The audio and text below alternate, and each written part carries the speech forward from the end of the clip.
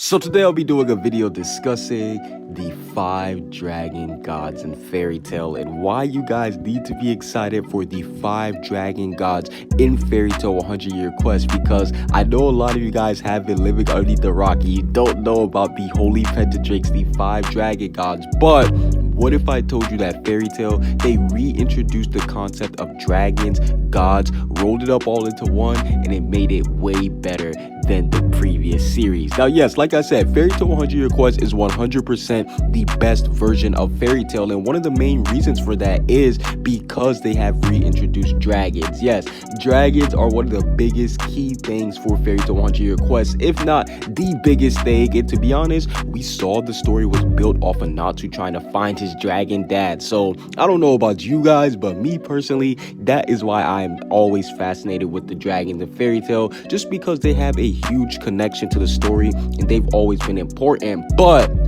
we can't discuss the 5 dragon gods without discussing the 5th generation dragon slayers. And I know some of you guys must be thinking, what do the 5th generation dragon slayers, if you guys even know about them? Because trust me, there's some Fairy Tail fans that don't know about them. But some of you guys must be wondering, what do the 5th generation dragon slayers have to do with the 5 dragon gods?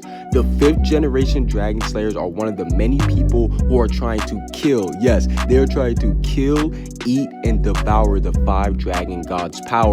So that's why I feel like it's necessary to discuss them, because they are getting really close and they may end up devouring a dragon god themselves. And the first person I can see doing it is Kyra. Now, I can definitely say that Hiro Mashima, it's obvious that whatever he does draw a character, and if it's a female, he's most likely going to be biased towards them and give them more shine. We've seen that with Brandish, etc., etc., and now it's happening with Kyra. Because don't get me wrong, I do enjoy her character. She is the Blade Dragon Slayer, meaning she can cut anything. But in terms of strength-wise, she obviously is not the strongest, yet she's getting all the shine. She's fighting Laxus currently, and I definitely gotta say that after she did fight Urza and she's fighting Laxus, we can tell that Hiro Mashima is really giving Kyra a lot of shine, and she's going to be one of those reoccurring characters that will keep on coming back, and I do enjoy her character. And speaking of enjoyment, it doesn't get more enjoyable than Mad Moral. Now, yo, Mad Moral, he is the armored dragon slayer, and we know that he can basically harden himself to any point to where even Natsu couldn't harm him. Yes,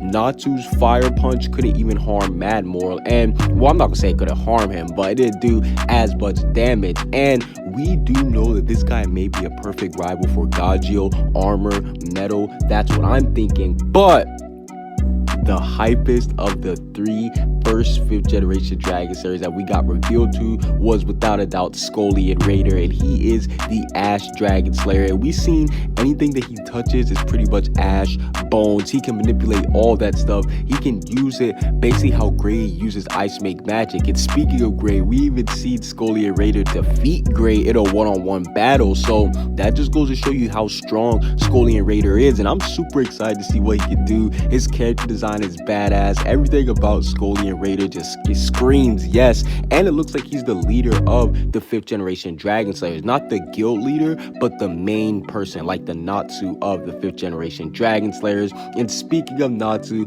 we have to discuss Nabel, because Nabel was just revealed in his fight versus Natsu's little sister Wendy. But no, in all seriousness, we see that Nabel, he is able to basically use web, and this is a very unique and different ability, which is why I did have to bring up the 5th generation dragon slayers, because just like how the 5 dragon gods, these guys are introducing new and different unique characteristics for abilities like web, like ash, and all this other stuff. And speaking of uniqueness, we gotta discuss Wraith, because he is the newest member of Fairy Tail that has been confirmed, and we found out that he was a ghost dragon slayer. In fact, we know that he actually was killed off by somebody, and that's why only dragon slayers can see him in his ghost form. So we do know that Wraith, being an OG member of Fairy Tail, I'm talking about OG, like Makarov type of days, yeah, he's that old. So seeing Wraith, a dragon slayer, a 5th generation dragon slayer, being around Makarov goes to show you that the concept of 5th generation dragon slayers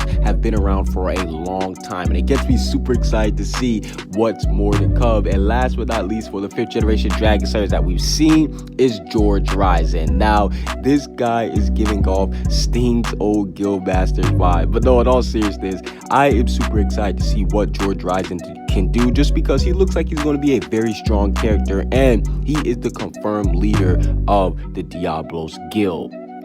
And speaking of guild, I gotta discuss Fairy Tail's newest guild member in Toka, because we know that she wants the dragon's power more than anything. In fact, she does want Natsu's power. Yes, we know that Toka, she claimed that Natsu did save her over the 1-year time skip, and that's why she fell madly in love with him. But we all know that that's just her con, just to get into Natsu's pants. I mean, just to get into Natsu's power. My bad. But no, in all seriousness, we do know that not only does she want Natsu's power, but she also wants Ignia's power. Yes, Natsu's older stepbrother, the fire dragon god. She wants to use his power. In fact, not only just Ignia, she wants all the 5 dragon gods, because we saw that she did have control over Mercuphobia's power. And if it wasn't for Ignia and Natsu coming in and saving the day, Toka would have still had control over Mercuphobia's power. And if she would have learned how to use it, then she would have been super strong. And we see that she is currently taking Aldron's power. Yes, currently as we speak, she is absorbing the power from Aldron. Okay, not as we speak, but you guys know what I mean. Basically, once Toka does destroy all the orbs that are on top of Aldron, then we will see her finally gain one of the 5 dragon gods' power. And speaking of the 5 dragon gods, it wouldn't be right if I didn't discuss a Left Syria, because this man confirmed that he is equal to Acnologia himself. Yes, he literally said that him and Acnologia are on the same level. In fact, we do know that Acnologia went to him. Yes, Acnologia went to him for the 100-year quest, and we know that Acnologia, he couldn't even complete it. So that just goes to show you that a Left Syria, him being confirmed Acnologia's level, is super strong, because we know that Natsu isn't even stronger than Acnologia. Yes, at this point in Fairy Tail 100-year quest, Natsu is still not stronger than Acnologia by himself. I'm going to do a whole other video discussing Natsu versus Acnologia now that that fight is done, but we can see that Left Syria, he's the one that set everybody up on the 100-year quest himself. So this is why I believe that he could actually be evil. The fact that he's equal to Acnologia in terms of power, the fact that he's sending everybody else off to go fight these 5 dragon gods, maybe he's just not strong enough to take out the 5 dragon, or no, not maybe, it's been confirmed that he's not strong enough to take out the 5 dragon gods by himself. So that's why he probably is recruiting all these different people to take down the 100, or to complete the 100-year quest, because we do know that the 5 dragon gods, they're not necessarily evil, but they're not necessarily good either. So why would somebody like a Left Syria want them gone so bad? Maybe if he was an evil person, he would actually want them gone, but that's my whole thoughts on a Left Syria. And last but not least, we gotta discuss the moment that you guys came here for, the 5 dragon gods. I'm talking about Aldron, if you guys don't know who Aldron is, he is the wood dragon. Yes, he is the biggest species of dragon that we have ever seen, bigger than Acnologia, Atlas Flame, Igneo, any dragon you can think of, he's bigger than it. Hell, he has 5 cities living on him, and we know that everybody does want his power, because Toka, the white wizard, the one who's equal to Zeref, she is trying to take all of his power right now, alongside with the 5th generation dragon slayers. So Aldron's power is definitely going to be something huge, and no pun intended, because we know huge, Aldron being the giant. Yeah, you guys get the joke. But no, in all seriousness, Mercuphobia is one of the most low-key and underrated characters in all of Fairy Tail history, because his character alone, if you guys understand what I'm going to mean, you have a high IQ. But no, basically Mercuphobia's character is a future Natsu, because he's showing us what Natsu and Lucy will be like, because we've seen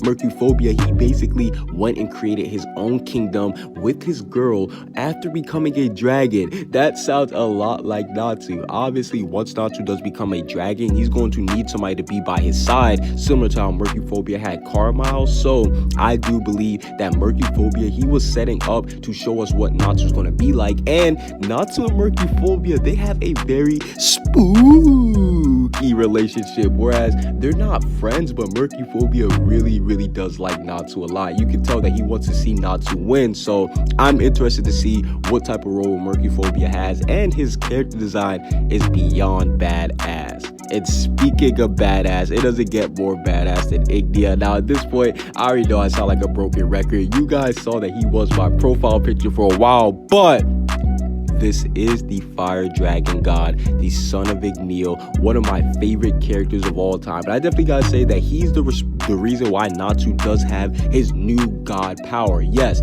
off of a little bit of Igneous flames that he gave to Natsu, keyword a little bit, he was able to transform Natsu into a god. So just imagine if Natsu ate a handful. Yeah, just imagine if Natsu ate a handful, not just ate some table scraps of his flames. Yeah, he would definitely become a dragon himself. And speaking of dragons, the good thing about the Holy Pentadrakes is that there's actually 2 dragons at this time of recording that we don't know about. One of them being Vernice. She is the gold, or he is, keyword, he is the gold dragon. And it's said that this dragon actually is covered fully in gold. We don't know too much about it. It was changed from metal to gold, so I definitely do think that hardening will have something to do with it. Or maybe Gaji will finally get his shine. Metal, gold, you guys already know how that goes down. But the lone female of the Holy Pentadrake, Selene, the Star Dragon, the Celestial Dragon. I am super excited for her because a lot of people think that she's going to have a connection to Lucy, the whole Celestial play being in play, Celestial Dragon, Celestial Spirit Mage. Maybe she can actually help Lucy, help Natsu somehow because she's a Dragon Slayer and because she has the same elements as Lucy. But I can definitely say that Selene, once she's finally revealed, she may just be the strongest of all 5 dragon gods just because she uses the power of the moon and her connection with Lucy. Comment what you guys think down below. Subscribe if you haven't. Peace out.